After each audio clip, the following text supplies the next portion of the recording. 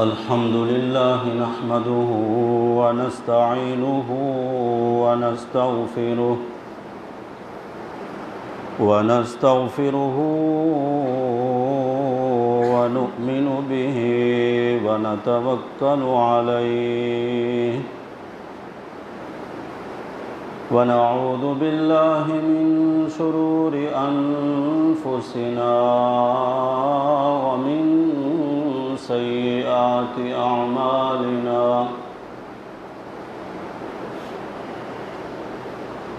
من يهده الله فلا مضل له ومن يضلله فلا هادي له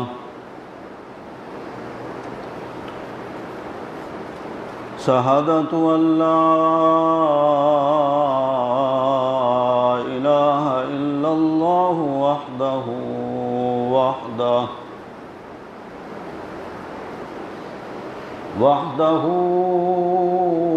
لا شريك له وأن محمدا عبده ورسوله أما بعد فأعوذ بالله من الشيطان الرجيم بسم الله الرحمن الرحيم واتخذوا من مقام إبراهيم مصلى صدق الله وصدق رسوله النبي الأمين الكريم ونحن على ذلك لمن الشاهدين والشاكرين والحمد لله رب العالمين اللهم صل على محمد وعلى آل محمد كما صليت على إبراهيم وعلى آل إبراهيم إنك حميد مجيد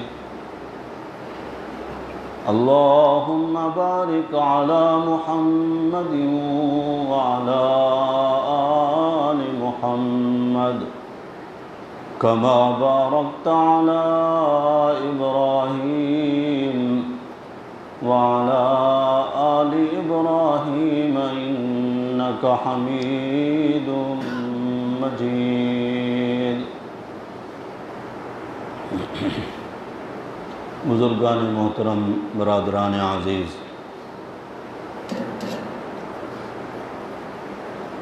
1441 ہجری کل کا دن اس سال کا آخری دن تھا۔ آج ہم 1442 داخل ہوئے،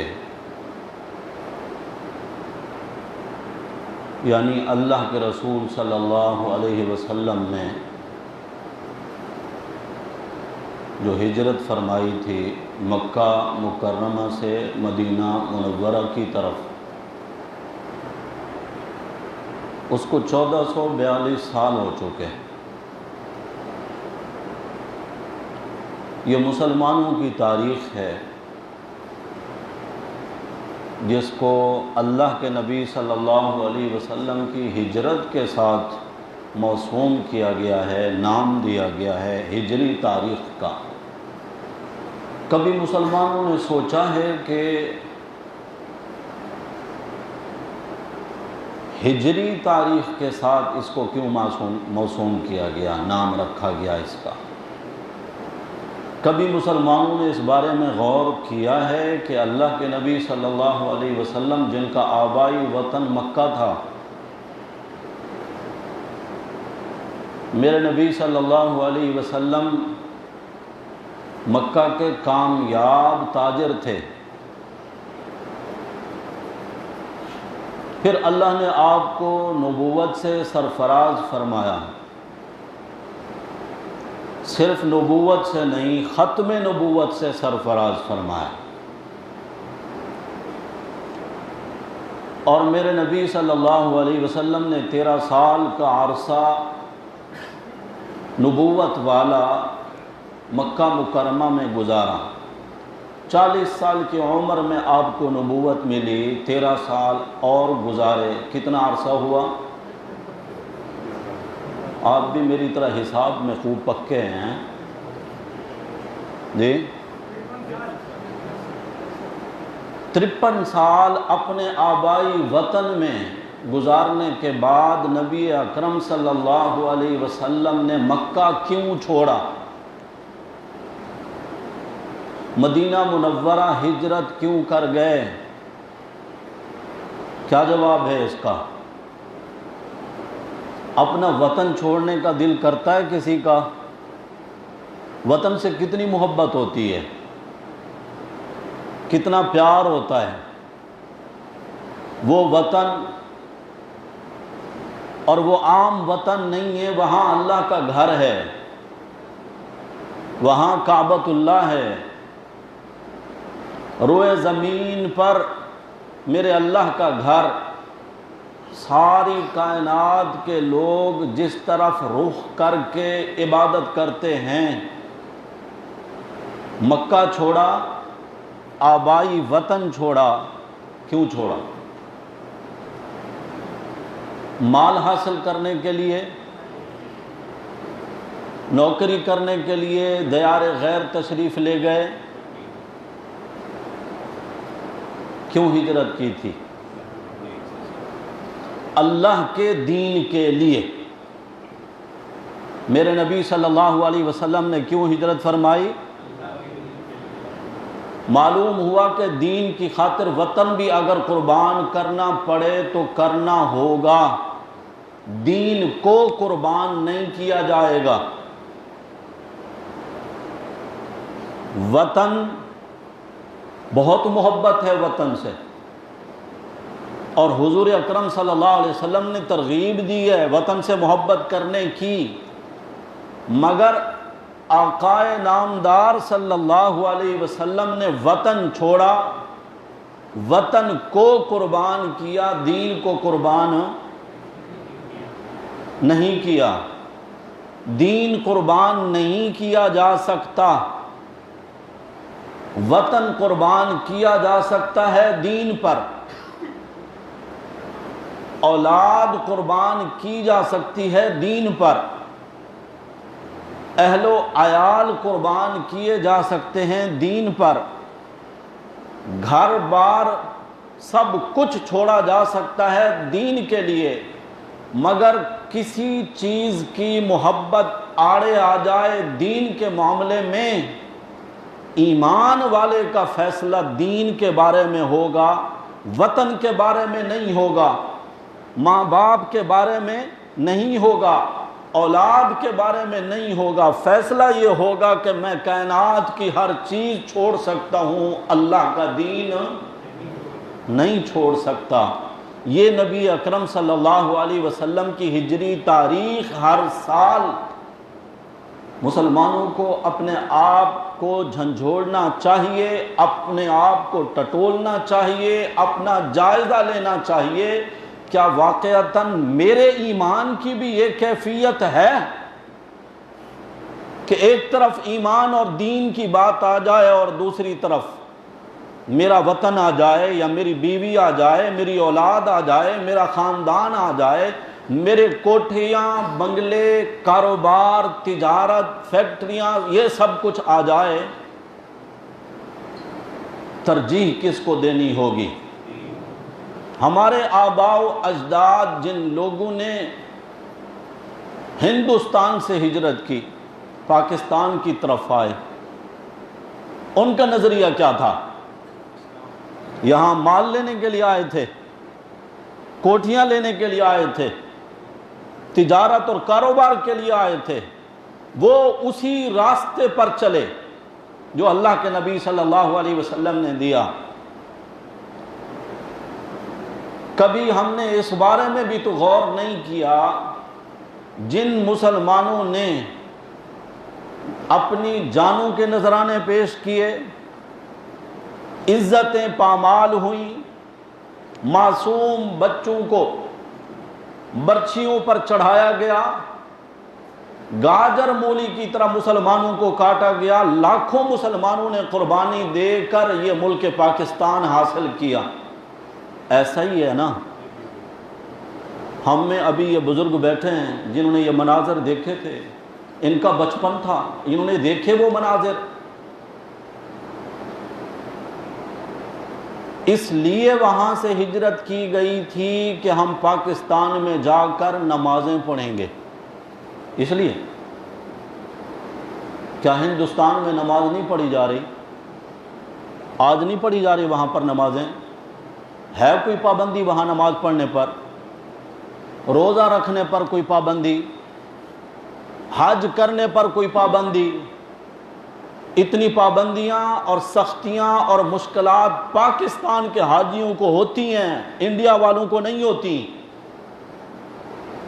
جن ایام میں پاکستان والے 1.25 لاکھ روپے میں عمرہ کر رہے تھے، انڈیا والے 85,000 روپے میں آئے ہوئے تھے، میری اپنی گفتگو ہوئی۔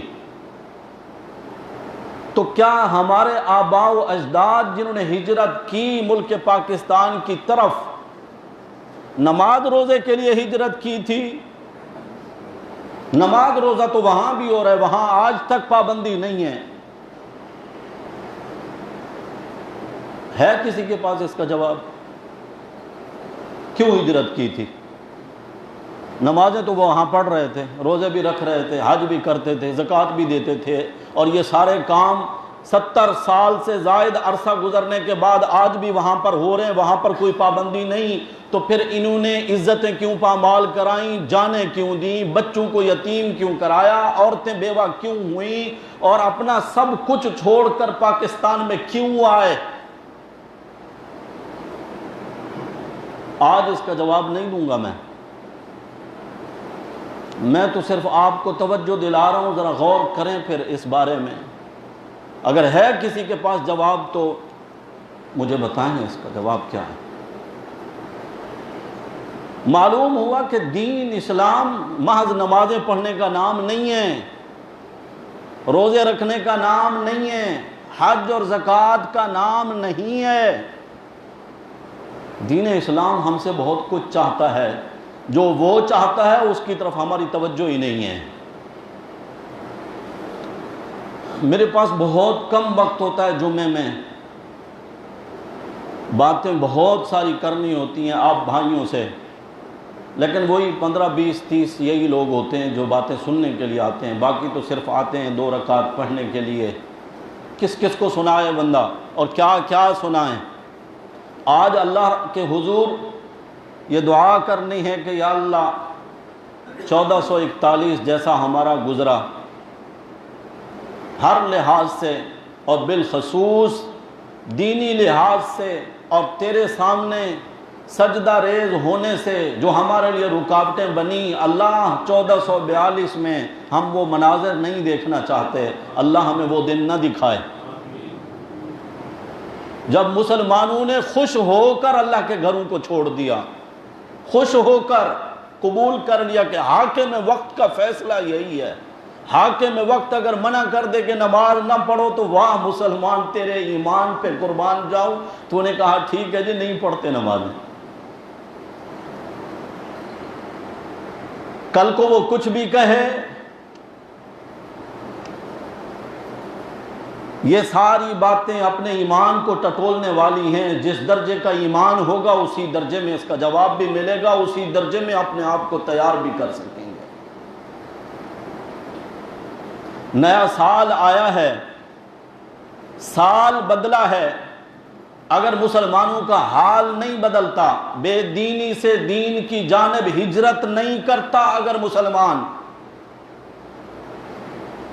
بے نمازی سے نماز کی طرف ہجرت نہیں کرتا، اگر آج کا مسلمان مال و دولت، دنیا کی محبت، پیسے کی محبت، اس سے دین کی جانب ہجرت نہیں کرتا اگر آج کا مسلمان، تو پھر سال بدلنے سے کیا ہوتا ہے اگر حال نہ بدلے؟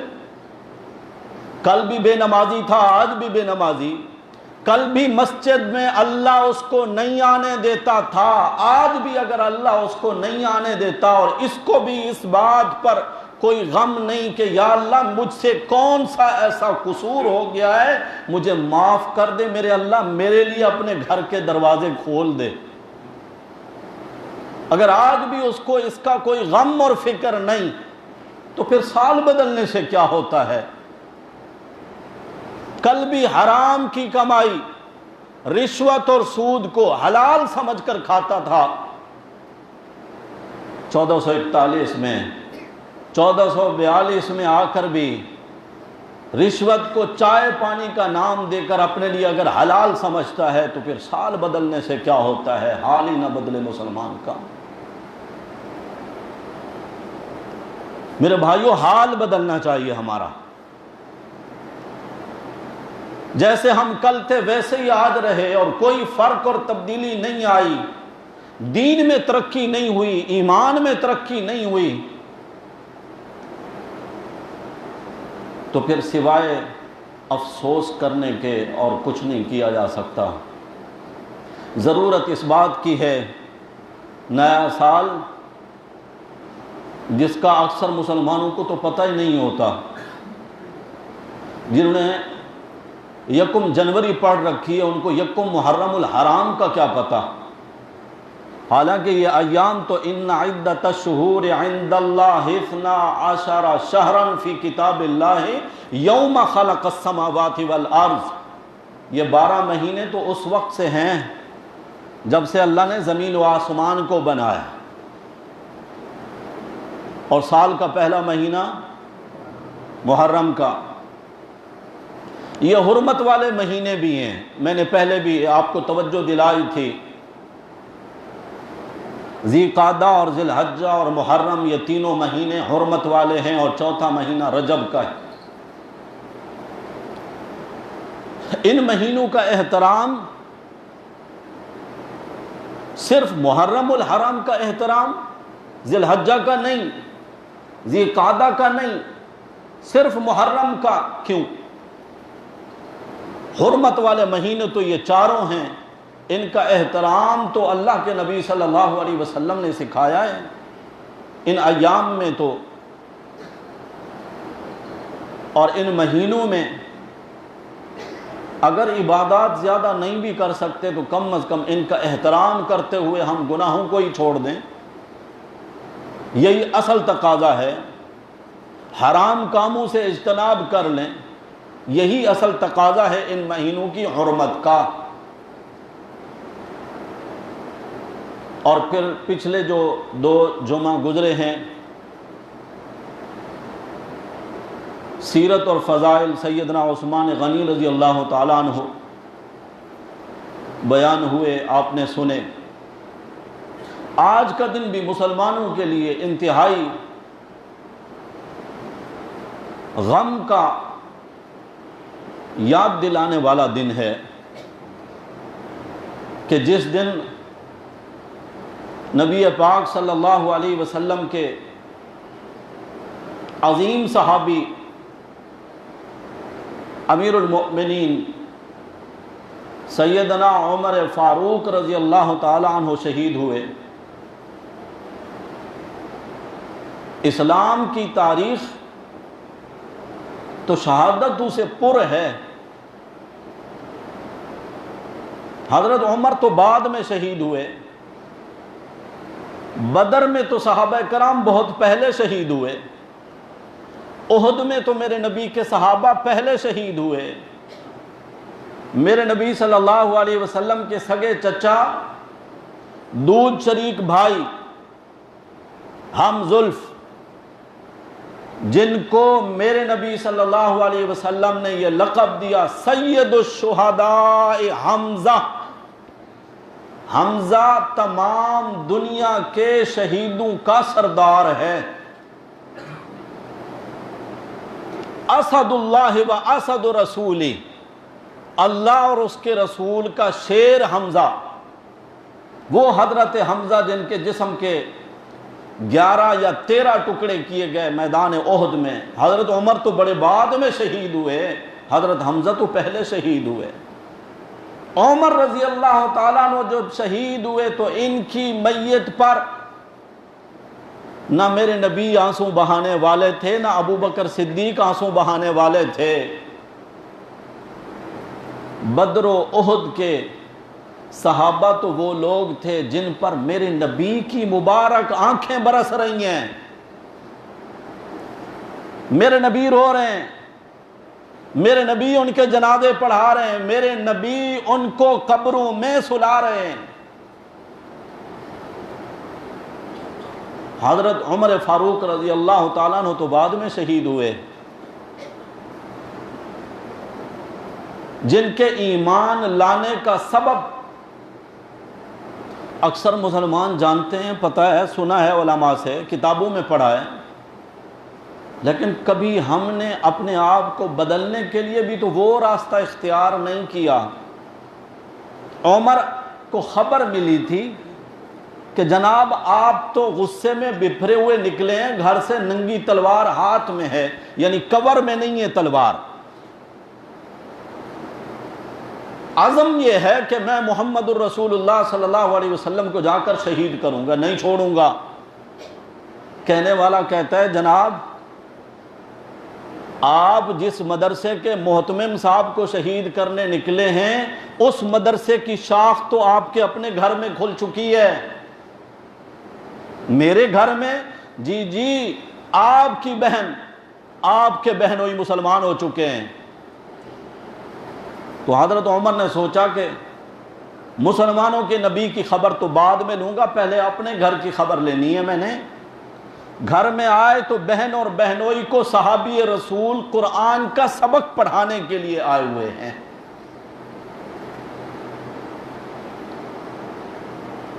ارادہ دیکھیں ان کا، نیت دیکھیں، جب وہ گھر سے نکلے ان کا غصہ دنیا جانتی تھی۔ عمر کو جس بات پہ اڑ جائیں کوئی آگے آ نہیں سکتا، روک نہیں سکتا، لیکن جب بہن سے اصرار کیا، پہلے تو مارا بہنوئی کو، بہن کو، بہنوئی بے ہوش ہو گئے اور بہن سینہ تان کے کھڑی ہوگی۔ عمر جس ماں کا دودھ تو نے پیا ہے نا، میں نے بھی اسی ماں کا دودھ پیا۔ جس باپ خطاب کا خون آپ کی رگوں میں دوڑتا ہے، میری رگوں میں بھی اسی کا خون دوڑتا ہے۔ تو اگر کفر میں اتنا پکا ہو گیا، کیا سمجھتا ہے تیری بہن اسلام میں اتنی کمزور ہے، تیری مار کی وجہ سے دین اسلام چھوڑ دے گی، ایمان چھوڑ دے گی؟ نہیں چھوڑتی، کر لے جو کچھ کرنا ہے۔ عمر سوچنے پر مجبور ہو گئے، کون سی ایسی چیز ہے جس نے آج میری بہن کو اتنا طاقتور بنا دیا کہ عمر کو جھنجھوڑنے لگی ہے۔ ذرا ٹھنڈے دماغ سے جب سوچا تو فرمانے لگے اچھا جو کتاب تم پڑھ رہے تھے ذرا مجھے پڑھ کے سناؤ۔ کون سی کتاب تھی؟ بہن نے یہ قرآن پڑھا، عمر کے دل میں انقلاب آیا، وہ تلاوت سے فارغ ہو گئی، یہ ایمان لانے کے لیے تیار ہو گئے۔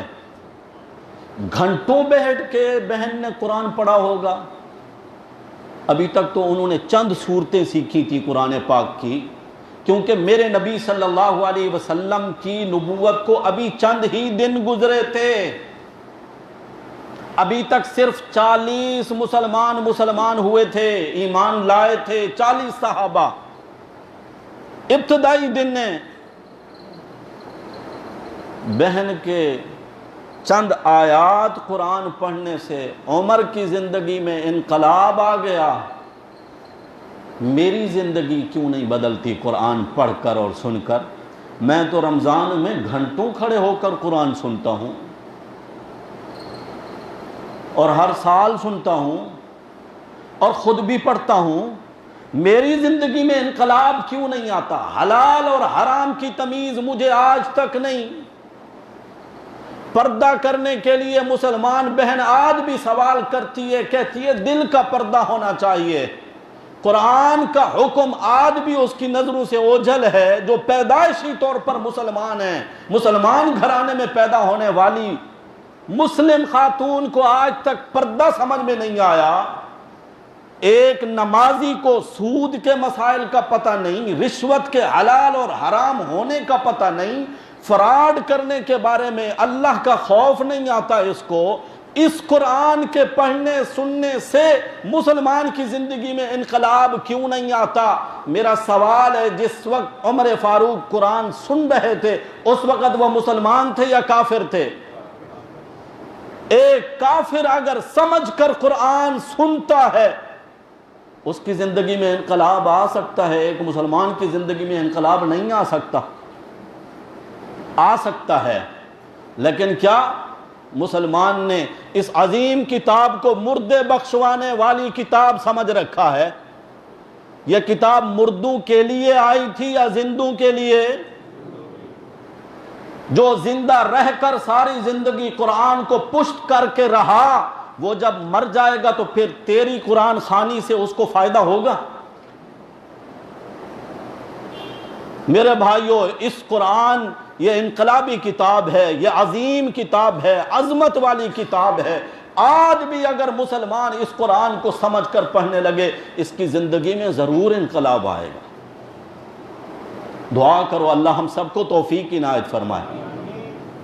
باتیں کچھ کڑوی تو نہیں لگ رہی، دین کی باتیں ہیں اور قرآن کی طرف متوجہ کر رہا ہوں، اور میری اکثر دعوت بھی آپ لوگوں کو یہی ہوتی ہے، یہ فرقہ واریت، یہ فلاں مسلک کا، یہ فلاں مسلک کا، سارے مسلکوں پہ پانی پھیر دے گا یہ اللہ کا قرآن، یہی وہ سیدھا راستہ دکھاتا ہے جو سیدھا جنت تک جاتا ہے۔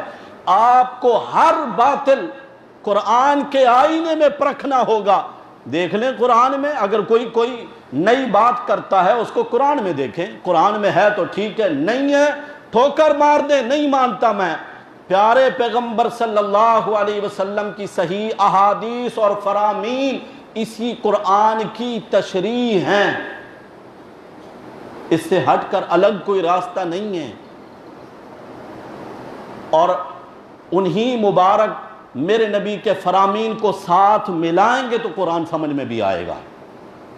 تو معلوم یہ ہوا کہ یہ دو روشنیاں اور لائٹیں، ایک قرآن والی اور دوسری میرے نبی کے صحیح فرمان والی، یہی دو لائٹیں ہیں، انہی کی روشنی میں اگر مسلمان چلتا رہا تو سیدھا جنت پہنچے گا۔ اللہ ہم سب کو توفیق عنایت فرمائے۔ عمر جب میرے نبی کی خدمت میں پہنچے، پہرے دار صحابہ کرام کھڑے، یا رسول اللہ عمر آ رہے ہیں، تیور اچھے نہیں لگ رہے، تلوار ہاتھ میں ہے۔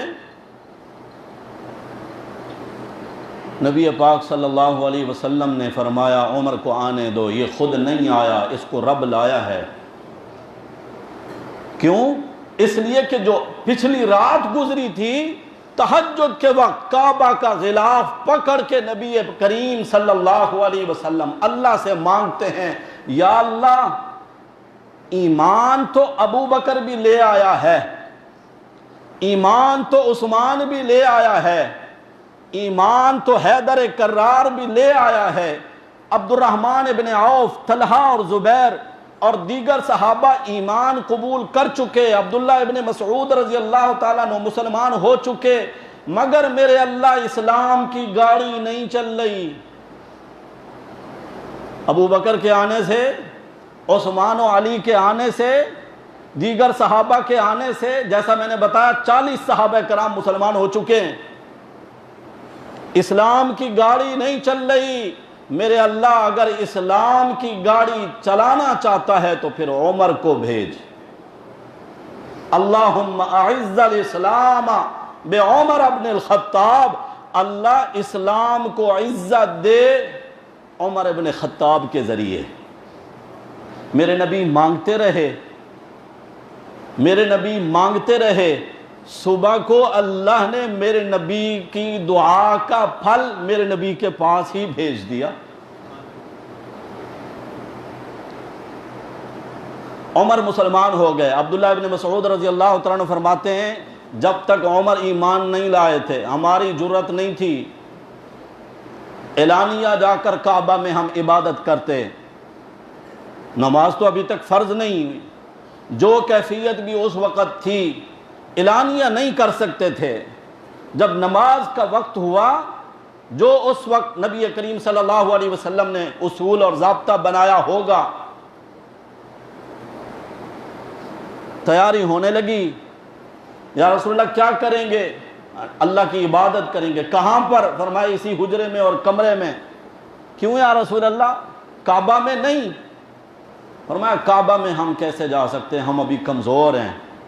عمر رضی اللہ تعالیٰ عنہ عرض کرتے ہیں یا رسول اللہ، جب ہم اللہ کے ما سوا اپنے ہاتھوں کے تراشے ہوئے بتوں کی، مورتیوں کی، غیر اللہ کی عبادت کرتے تھے، پہاڑ کی چوٹی پہ بھی کرتے تھے، وادی کے نشیب و فراز میں بھی کرتے تھے، کھلے میدان میں بھی کرتے تھے، آج حقیقی معبود کی عبادت چھپ کر کی جائے گی؟ یہ نہیں ہو سکتا۔ میں ہوں نا یا رسول اللہ، میں آگے آگے چلتا ہوں، آپ مسلمانوں سے کہیں چلے میرے پیچھے، میں دیکھتا ہوں کون ہمارے سامنے آتا ہے۔ آج تو اللہ حقیقی معبود کی عبادت اسی کے گھر میں ہوگی۔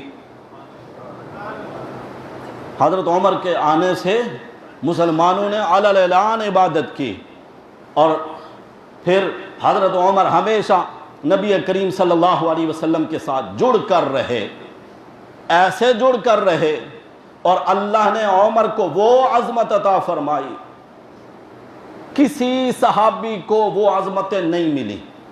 یہ اللہ کی دین ہے۔ کچھ خوبیاں ابو بکر ملی ہیں جو اور کسی صحابی کو نہیں ملی، کچھ عمر کو ملی ہیں اور کسی صحابی کے حصے میں نہیں آئیں، کچھ عثمان کو ملی ہیں۔ جیسے میں نے عرض کیا، ایک نبی کی دو بیٹیاں یگے بعد دیگرے پوری کائنات میں سوائے عثمان کے اور کسی کی مقدر میں نہیں ہوئی۔ یہ فضیلت عثمان کی ایسی ہے جو کسی اور صحابی کو نہیں ملی۔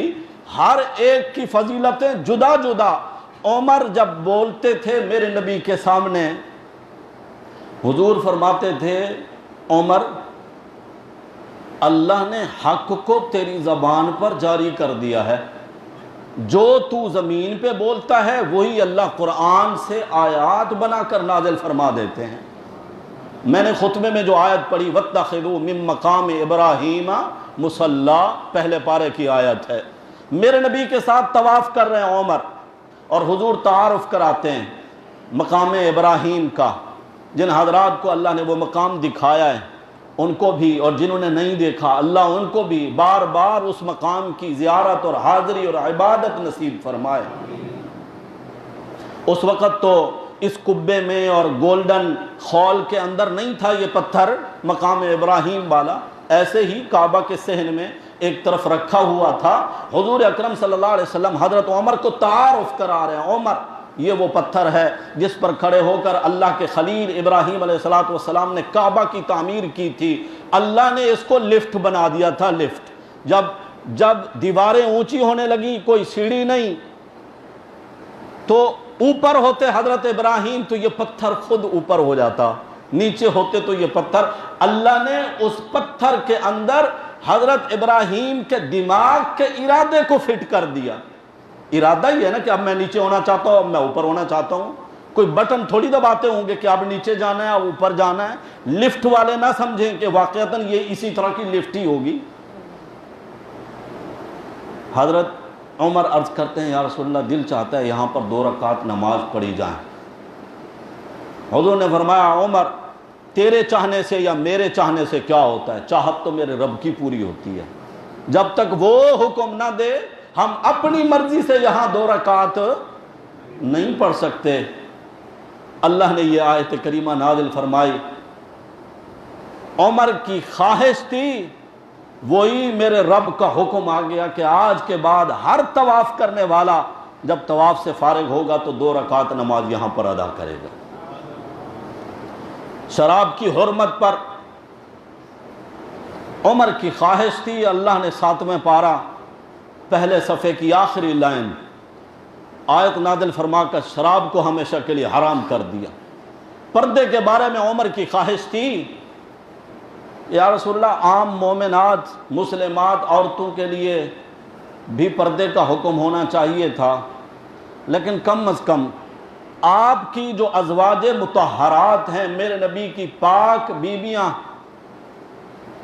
مومنوں کی مائیں گھروں سے باہر نکلتی ہیں قضاء حاجت کے لیے، ضرورت کے لیے، کافر، مشرک، منافق اشارے کر کر کے کہتے ہیں کہ یہ محمد الرسول اللہ صلی اللہ علیہ وسلم کی بیوی جا رہی ہے۔ یا رسول اللہ، عمر کی غیرت گوارا نہیں کرتی، کم از کم آپ کے گھرانے کے لیے یہ حکم ہوتا۔ اللہ نے قرآن کی آیت نازل فرمائی جو میں نے پچھلے جمعے سنائی تھی، سورہ احزاب کی آیت نمبر، یاد ہے نا؟ کسی کو بھی یاد نہیں، کسی کو بھی یاد نہیں ہے، لیکن بہرحال میری زبان سے قرآن کے بارے میں، حدیث کے بارے میں، میرے نبی کے بارے میں، صحابہ کے بارے میں جو باتیں نکل رہی ہیں، آپ یاد رکھیں نہ رکھیں ضائع پھر بھی نہیں ہوتی۔ یہ تو لکھ رہے ہیں نا، میرا اجر پکا ہے۔ سورۃ الاحزاب کی آیت نمبر 59 جس میں میرے نبی کی بیٹیوں کے حوالے سے میں نے یہ آیت پڑھی تھی کہ اللہ کے نبی کی صرف ایک بیٹی نہیں تھی، ایک سے زیادہ تھیں۔ وہی آیت ہے پردے کی۔ اے میرے نبی، آپ اپنی بیویوں کو بھی کہہ دیں، بیٹیوں کو بھی کہہ دیں، اور تمام مسلمان عورتوں سے بھی کہہ دیں جب ضرورت کے لیے گھروں سے باہر نکلیں تو بڑی چادر اوڑھ کر نکلا کریں۔ یدنین علیہن من جلابیبہن، سر سے لے کر پاؤں تک جو چادر ان کو ڈھانپ دے، جلابیب اسی چادر کو کہتے ہیں عربی میں۔ حضرت عمر کی خواہش تھی، اللہ نے قرآن نازل فرمایا۔ اس طرح قرآن میں تقریباً 22 مقامات ہیں جو حضرت عمر کی خواہش پر اللہ نے نازل فرمایا۔ اس لیے میرے نبی فرماتے تھے کہ عمر تیری زبان پہ رب بولتا ہے، یعنی تو زمین پہ بولتا ہے، اللہ عرش برین سے وہی بولتا ہے، وہی حکم نازل فرما دیتا ہے۔ میرے نبی صلی اللہ علیہ وسلم کو معراج ہوئی، میرے نبی نے جنت کے مناظر دیکھے۔ جنت میں ایک خوبصورت محل دیکھا جو ایک موتی کا بنا ہوا، اتنا بڑا موتی، وہ زمرد ہے، یاقوت ہے، مرجان ہے، اللہ جانے۔ انشاءاللہ ہم جنت میں جائیں گے، دیکھیں گے کہ وہاں کے محلات کیسے ہوتے ہیں، دنیا میں تو اس کا کوئی ادراک نہیں کر سکتا۔ حضور نے برابر والے فرشتوں سے فرمایا کہ یہ گھر بڑا خوبصورت ہے، کس کا ہے؟ کہنے لگے ایک قریشی نوجوان کا ہے۔ حضور خود فرماتے ہیں میں سمجھا میرے علاوہ کون ہو سکتا ہے، میں قریشی بھی ہوں اور امام الانبیاء بھی ہوں۔ اس مقام تک جہاں اللہ نے مجھے پہنچایا یہاں تک کوئی آ بھی نہیں سکتا، آج تک آیا بھی نہیں، میرا ہی ہوگا۔ فرمایا چھوڑو، جتنا باہر سے یہ خوبصورت ہے اندر سے بھی اتنا ہی خوبصورت ہے، میں جا کر دیکھنا چاہتا ہوں۔ فرشتے کہتے ہیں یا رسول اللہ یہ آپ کا نہیں ہے، یہ آپ کے غلام عمر کا ہے۔ حضور ان کا گھر کہاں دیکھ کر آئے؟ جنت میں۔ میرے نبی صلی اللہ علیہ وسلم کی وفات ہو گئی، ابو بکر صدیق رضی اللہ تعالیٰ عنہ خلیفہ بنے۔ حضرت ابو بکر بیمار ہوئے، لگتا تھا کہ زندگی کے آخری ایام ہیں۔ انہوں نے اپنے بعد خلیفہ نامزد کیا حضرت عمر فاروق رضی اللہ تعالیٰ عنہ کو۔ اللہ سے مانگا عمر کو، میرے نبی نے خلافت کے لیے چنا، ابو بکر صدیق نے۔ چناؤ دیکھیں، میرے نبی کا انتخاب دیکھیں، پھر ابو بکر صدیق کا انتخاب دیکھیں، اور پھر جو عمر کا دور خلافت آیا،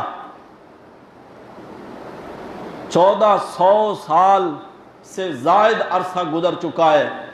آج کا مسلمان بھی یہ کہتا ہے کاش عمر کا دور واپس لوٹ آئے۔ اتنا تو مثالی دور تھا، اتنا تو مثالی دور تھا کہ عدل عمر کے نام کے ساتھ جڑ گیا۔ عدل کیا میرے نبی نہیں کرتے تھے؟ ابو بکر صدیق، عثمان غنی، علی المرتضیٰ، سارے صحابہ عادل تھے۔ اس کے بغیر ایمان ہی مکمل نہیں ہوتا۔ ہمارا تو ایمان ہے ہر صحابی عادل ہے، برحق ہے، مگر کچھ چیزیں ایسی ہیں جو وافر مقدار میں اللہ نے عطا فرمائی۔ جس طرح حیا کی صفت حضرت عثمان کو وافر مقدار میں ادا ہوئی، صداقت ابو بکر صدیق کو وافر مقدار میں عطا ہوئی کہ بھول کر بھی کبھی جھوٹ زبان سے نہیں نکلا۔ ہجرت کر کے جا رہے ہیں، چھپ کے جا رہے ہیں، بتانا کسی کو نہیں ہے کہ میرے برابر والا ساتھی کون ہے۔ ابو بکر تاجر تھے، دنیا جانتی تھی، بڑے بڑے 4 گودام تھے مکہ میں کپڑے کے، تھوک کا کاروبار تھا، ایسے بندے کو ساری دنیا جانتی ہے۔ سامنے اگر کوئی آ کر پوچھتا ابو بکر یہ کون ہے، اور چھپانا بھی ہے کہ نبی کریم صلی اللہ علیہ وسلم کے بارے میں نہیں بتانا، تو ابو بکر کہتے تھے یہ میرے رہنما ہیں، یہ میرے راہبر ہیں، رہنما ہیں۔ سننے والا دنیا کی رہنمائی سمجھتا تھا، ابو بکر آخرت کی رہنمائی اور راہبری مراد لیتے تھے۔ جھوٹ کبھی نہیں زبان سے نکلا۔ حضرت عمر کا دور اتنا مثالی دور کہ اس کے واقعات کا اگر چناؤ کر کے اس مختصر سے وقت میں بیان کیا جائے ممکن ہی نہیں۔ حضرت عمر رضی اللہ تعالیٰ عنہ 12 سال سے زائد عرصہ خلافت کی، 11,000 مربع میل پر اسلامی حکومت قائم تھی۔ عمر نے اس کو اتنا وسعت دی، وہ 22 لاکھ مربع میل پہ پہنچ گئی۔ 22 لاکھ مربع میل کا حاکم اور حکمران عمر کھجور کے سائے میں ننگی زمین پر ایک پتھر کا تکیہ رکھ کے سو جایا کرتا تھا۔ وہ عمر جو کہتا تھا فرات کے کنارے اگر کوئی کتا بے پیاسا مر گیا، عمر تجھ سے تیرا رب پوچھے گا کہ وہ پیاسا کیوں مرا ہے۔ وہ عمر جس کے دور میں بے باک ہو کر لوگ اپنی ضرورتیں پیش کرتے تھے، لیکن پھر بھی رات کی تاریکی میں اٹھ کر بھیس بدل کر روپ تبدیل کر کے لوگوں کے حالات کی خبر لیتے تھے کہ میں اگر حکمران ہوں تو میری ذمہ داری ہے کہیں اللہ قیامت کے دن مجھ سے پوچھے نہیں، مجھ سے سوال نہ ہو۔ بیوہ عورت ہے، بڑھیا ہے، اس کے قریب جاتے ہیں، حال پوچھتے ہیں، وہ کہتی ہے کیا حال پوچھتے ہو، عمر کے دور میں ہم کہاں جی رہے ہیں، دور دراز کا سفر۔ تو حضرت عمر کہتے ہیں عمر کو کیا پتا تو یہاں پر ہے، کس حال میں ہے، کیسی ہے، عمر کو کیا پتا۔ وہ کہتی سبحان اللہ، سبحان اللہ، جس عمر کو میری خبر نہیں، اس کو حکمرانی کا حق کیا ہے، پھر یہ علاقہ اس کی حکومت کے میں کیوں آتا ہے، اس علاقے کو نکال دینا کہ یہاں کی خبر میں نہیں رکھ سکتا، لہذا اس کو میری حکومت سے نکال دو۔ حضرت عمر واپس پلٹتے ہیں، ہونٹوں پر مسکراہٹ ہے لیکن آنکھوں سے آنسو بہہ رہے ہیں۔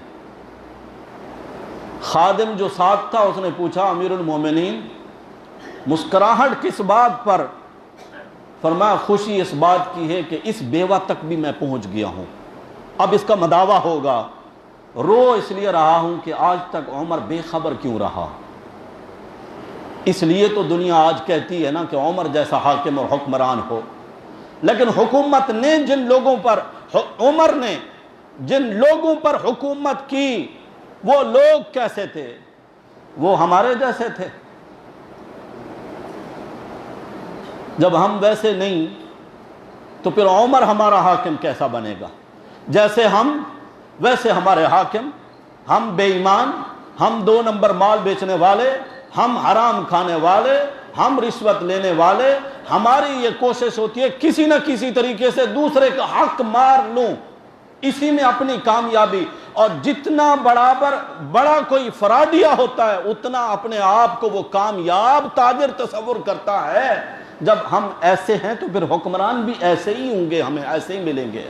عمر رب کے سامنے ہاتھ اٹھاتے ہیں، اللہم انی اسألوک شہادتاً فی سبیلک، اللہ مجھے شہادت کی موت عطا فرما، اور موت بھی اپنے نبی اور حبیب کے شہر میں عطا فرما۔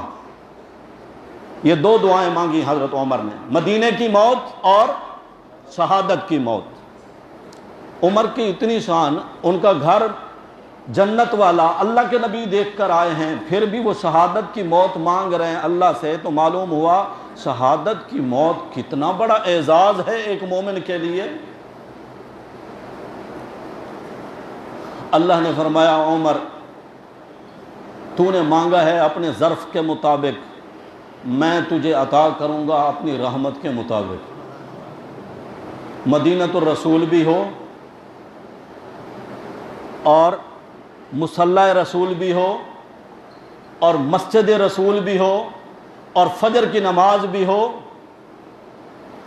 اعزازات تو دیکھیں نا ذرا، اعزازات تو دیکھیں کتنے اللہ نے جمع کر دیے، سارے اعزازات جمع کر رہے ہیں اللہ۔ فجر کی نماز امام خود عمر قرآن کی تلاوت کرتے ہوئے مصلی رسول پر، مصلی مسجد رسول میں، شہر رسول میں عمر کو زخمی کیا جاتا ہے، اور یکم محرم الحرام کو یا اللہ کے نبی کا عظیم صحابی شہید ہو جاتا ہے، جس کے بارے میں ایک یہودی مورخ بھی لکھتا ہے جتنا عرصہ عمر کو حکومت کا ملا ہے، اگر اتنا عرصہ اور مل جاتا تو پوری روئے زمین پر اسلام کا پرچم سر بلند ہو جاتا۔ یہودی بھی اس بات کا اعتراف کر رہے ہیں۔ حضرت عمر جب زخمی ہوئے، بیٹے سے کہنے لگے آخری ایک خواہش باقی بچی ہے، بس اسی پہ چھوڑ دیتا ہوں، ٹائم ہر دفعہ زیادہ ہو جاتا ہے، انشاءاللہ زندگی باقی تو آئندہ جمعہ عرض کروں گا۔ اللہ ہم سب کو تمام اصحاب رسول سے، تمام اہل بیت سے، تمام آل نبی سے سچی محبت نصیب فرمائے۔ اللہ ہم سب کو ان کے نقش قدم پر چلنے کی توفیق نصیب فرمائے۔ آخر دعوانا الحمدللہ رب العالمین۔